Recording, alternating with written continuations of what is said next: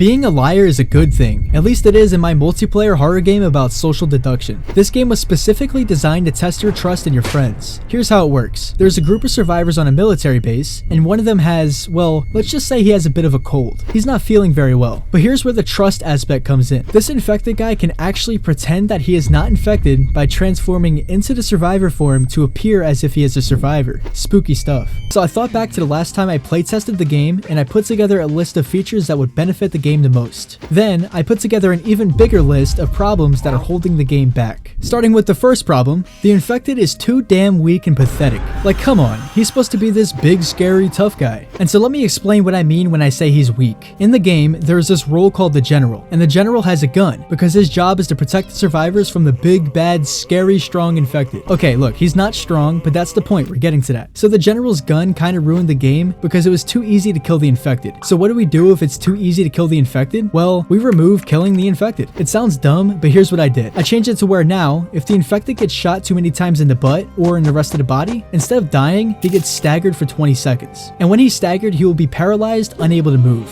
This stagger will give the survivors the chance to get the hell out of the area ASAP as possible. And this also helps make the games longer, because before it was pretty broken when you can easily kill the pathetic infected. But that issue is definitely not the only thing that is broken with the game. Oh no. That brings us to the next issue. Now, to understand the problem at hand, you're gonna need to know a bit of context about this game. First of all, there's a voting mechanic to vote out the stinky infected. But before you scream at me saying Among Us, here's the difference. Only the General can pick a player to be voted out. Or in my game, it's called being executed. Basically, the General can propose an execution to a player which they believe may be infected, and then all the players in the game can vote either yes or no to execute that player. And the second thing that you have to know is that there's a feature in the game where the infected can swap one player's name with another player, with the goal to confuse everyone about their actual identity. Now that you know about the voting system and the name swapping features, can you see where they could possibly go wrong together? Well, let's say your name is Maximilian Augustus Kensington Bryce III. Maximilian Augustus Kensington Bryce III is infected. The General decides to propose Maximilian Augustus Kensington Bryce III to be executed. But then mid-vote, Maximilian Augustus Kensington Bryce III swaps his name with Bob, and then the poor, real, innocent Bob is then executed. Boom.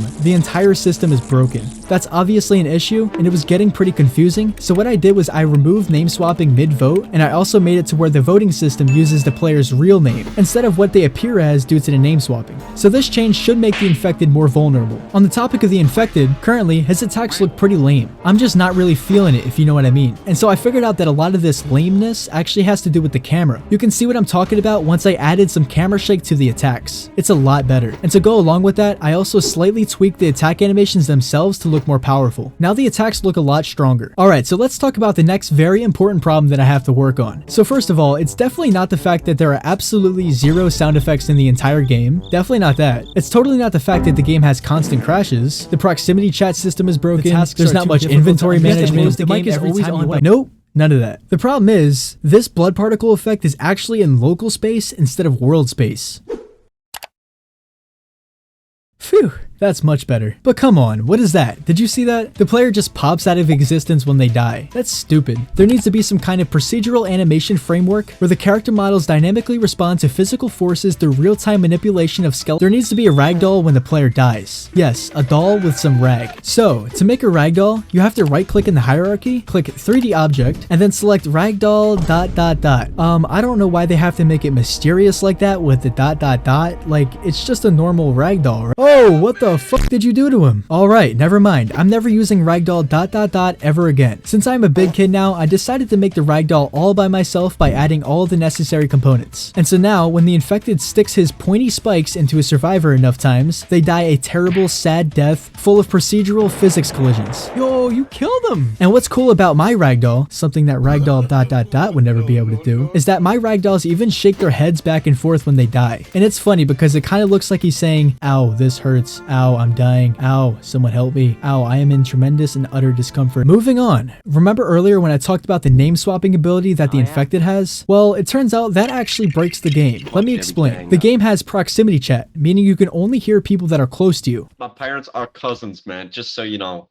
Why should I carry this? But if you pair the proximity chat with the name swapping, well, try to see if you could tell what the problem would be. The proximity chat gives away the player's actual identities. So, to fix this issue, I've already tried a couple of things before. I tried to swap their voices along with their names, and I also tried to make a voice changer so you can't tell who's who. But both of these ideas had no success because I am stupid. So I went around and asked people what they think I should do about this identity crisis in my game. Then finally, someone gave me the idea that I ended up going with. It's simple, but it works. I added a mute player's ability for the infected. So now, when the infected presses U on their keyboard, all the players will get their mouth taped shut for 1 whole minute straight. And the separation of the name swapping and mute abilities also allows the infected to get creative and do some mischievous trickery. For example, they can do something like muting the players without swapping names to make the players think that the names might have been swapped because no one is talking. It's gonna get confusing out there, boys. While we're on the topic of proximity chat, let's talk about something that would probably get me sued if I don't do something about it. It's a huge privacy concern. I should stop going to my subscribers' house and stalking them without their consent. Here's the concern. The player's mic is always on. So basically, if your computer has a mic built in, the other players would be listening to you without you even knowing it. So do you remember that one time your mom came in and for whatever stupid reason, she said her entire credit card number out loud while talking to herself? Yeah, well, I was there and I was listening, and I'm actually about to use the credit card right now. So what do other games do about this privacy issue? They have a feature called push to talk. And so after adding that into my game, the mic is now off by default and can be toggled by pressing T to turn it on or off. Okay, now we can manually push down the key to talk, which is good, but the word manually just reminded me of a very slight issue that the game has. And keep in mind, this is only a very slight issue, and at most a minor inconvenience. So let me explain. You know, in most games, when the round is over, it tells everyone that the game is over, and it has some kind of end screen where you can go back to the lobby, right? Well, look, in my game, that may or may not be what happens. In my game, when the round is over, literally nothing happens. Oh yeah, I killed you.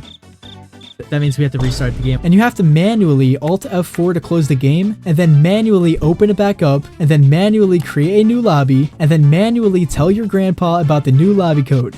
Sonny? What is the new, lobby? Yeah, man, so I think this game is just about ready for Steam. What do you think? Okay, obviously, I need to properly end the game and let the players know that the game is over. But keep in mind that there have to be different ending scenarios depending on what happened during the game. So then, after the game is over and it tells everyone which scenario occurred, it will redirect the players to the lobby where they can start the next game. Great, now the game works properly when it's over, but I want to bring my focus back to when the game is still going on. And in particular, I want to change the way the survivors win the game. I know that sounds crazy, but give me a minute. Currently, every survivor has tasks that they need to complete. After they complete a task, the game timer gets reduced.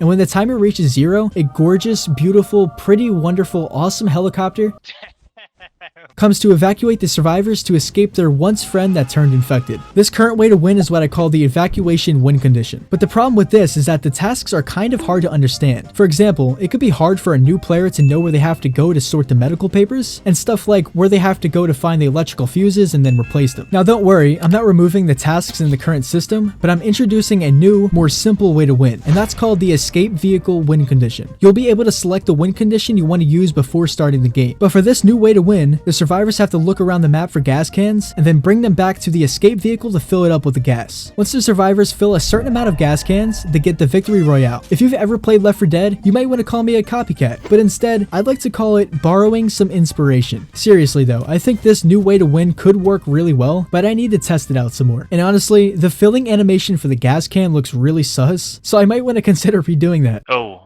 Fill this big boy up. But how does that new win condition explain the fact that the game doesn't have that like the need to be cautious about your inventory space and you know what I mean, like how it doesn't have inventory management? That feel is not in the game.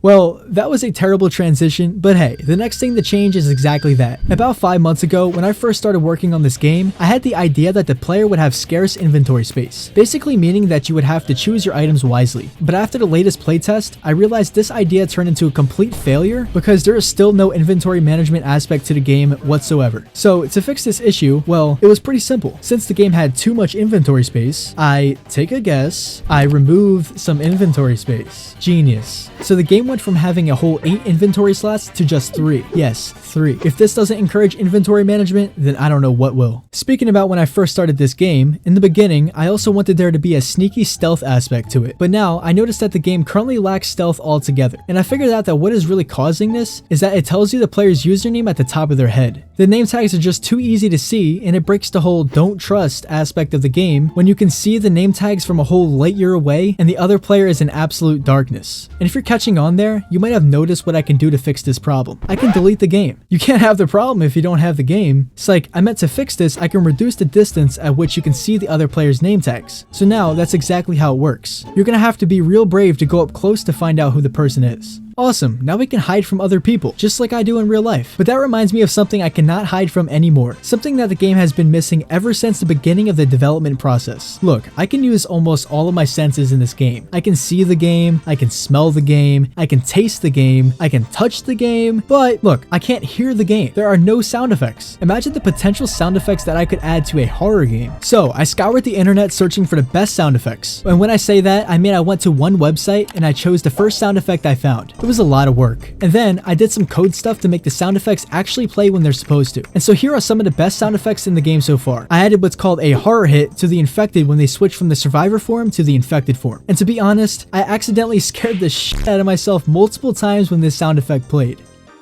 Yeah. Oh shit. I just scared myself. Then I added some creepy music to know if the infected is close to you. Some infected attacking sound effects. And of course, the game's gotta have a death sound effect. Bro said, ugh. But honestly, sound effects are boring to talk about, so I'd highly recommend you click the video on screen now to escape the boredom. I'm sure you'll like it. Just click it, click it, click it. Thanks for watching, man.